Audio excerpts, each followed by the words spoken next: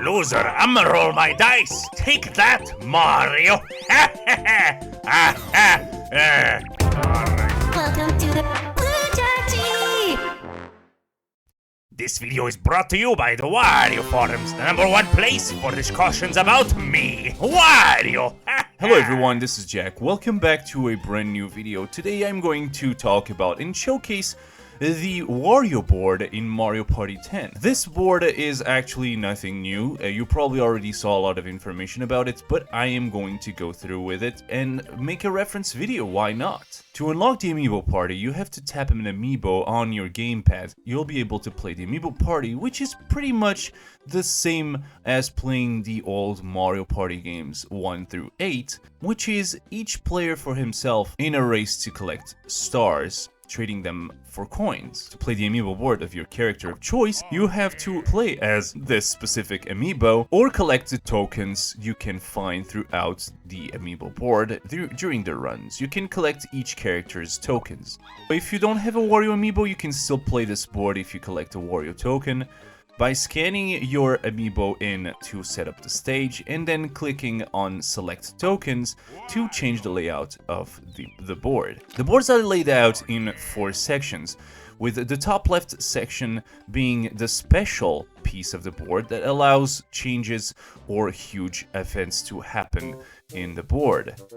The other 3 do exactly the same thing, although the values are different.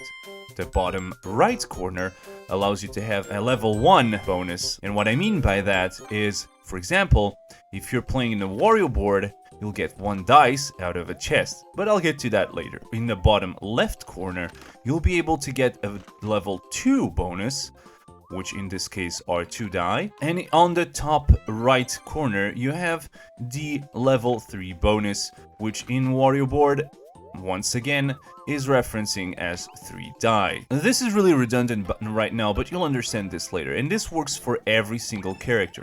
So each character has its own gimmick, and each piece of those will have the same effect if you place them on your game. The first thing that comes to mind when you look at the Wario amiibo board is the obvious huge desert layout. Yes, it looks exactly like the introduction for Wario Land 4. If you ever played that game, the very title screen of the game shows Wario riding in his Wario car through a desert. And by all means, let me show you. There's actually the Wario car parked in the garage right there in the bottom right corner of the amiibo board. Right in front of it is a collection of cash that divides both the Wario car and the fantastic WarioWare Wario's bike.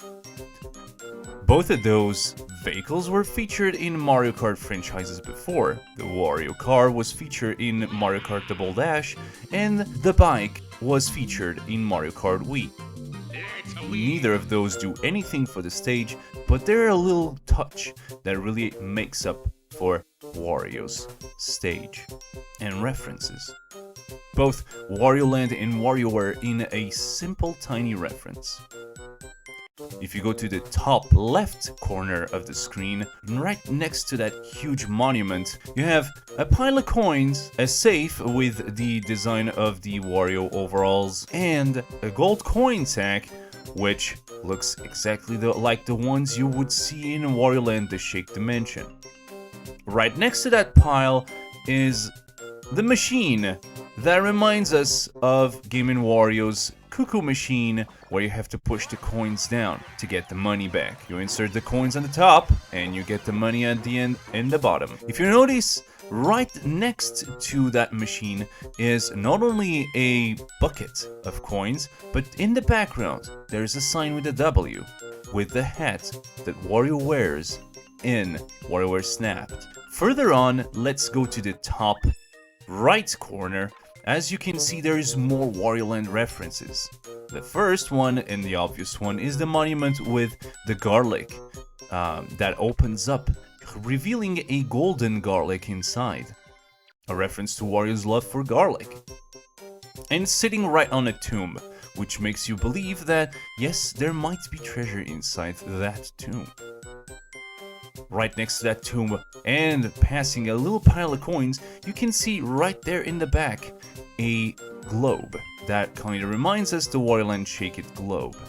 And in front of it stands, well, you guessed it, Explorer stuff. Yes, Wario's Explorer ages are referenced right here in front of us. Let's not forget the other side of the tomb, which has a column of tiki statues that are reminiscent to the exploration deal in the desert. Fantastic.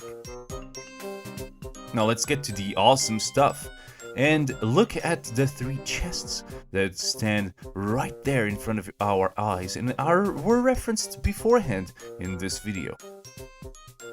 Let's start with the bottom right corner. If you land on one of these exclamation points, you'll be able to open one of those chests, revealing 1 dice, 2 die, or 3 die to roll. These die will allow you to steal coins from your opponents, depending on which faces pop up when you roll the die. The first chest we are looking at has the Wario's classic hat. You know, the one that Wario mostly appears wearing.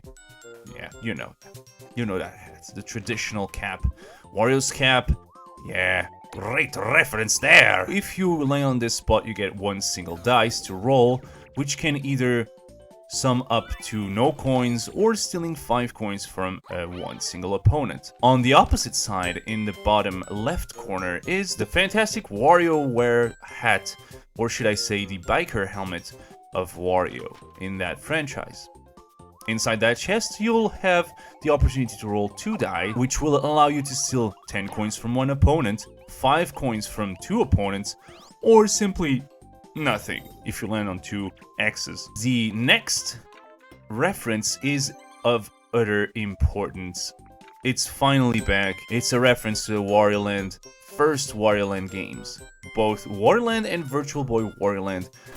Wario wore this helmet, this hard hat of the Explorer type. This is an obvious reference to both of those games, and thank you, Nintendo, for finally bringing that up. Wario usually transformed with this cap. He could change his hat to different kinds of power-ups, such as the horned helmet or the fire-breathing dragon. Inside this chest, you have 3 die to roll, allowing you to steal up to 15 coins from an opponent player. And trust me, this is not funny when it happens to you. In the top left corner, you have the fantastic Wario castle in gold, with Wario's face right on top of it. It's awesome. What does that machine do? It rolls out each and every turn, revealing 0 to 3 die on the roulette. Landing on the spot right in front of it will allow you to roll the set number of die that appear on the roulette. For instance, if nothing appears, you won't be able to roll dice, but if 3 of them appear, you can win up to 18 coins if you roll 6 in each of them. This is only to get coins and not advancing spots in the board, but trust me, it's worth it when you're really close to getting that star right over there. Yeah. It is not the only Wario reference there is in Amiibo Party, as if you play as Wario, when it's your turn to play, the theme for Wario Plays, I should specify, the theme for Wario Land Shake Dimension, or Shake It in the US, will play.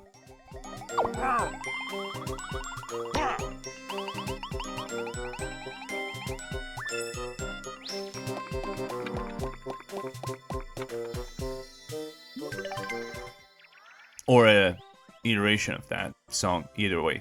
It's still fun to see some fantastic references for Wario. And let me tell you, this board has more reference than any other characters have in any other board. Even though there are some cute little details in all the boards, this one is packed full of references. Thank you, Nintendo, for that majestic reference of our beloved Wario. I hope you guys enjoyed this little episode, and I hope you enjoyed my little explanation, though late. And I hope to see you in the next video. If you want me to make more of Mario Party 10 related content, make sure to subscribe and tell me in the comments. Leave a like on this video will help too. And that also goes if you want me to go look further into other games that have Wario referenced in it, and see if we can find any other fantastic little details. With all that said, thank you so much once again for watching, and I will see you in the next video. Goodbye. Hey, what? I lost! To our loser! I lost to him, to Todd! I'll get you next time.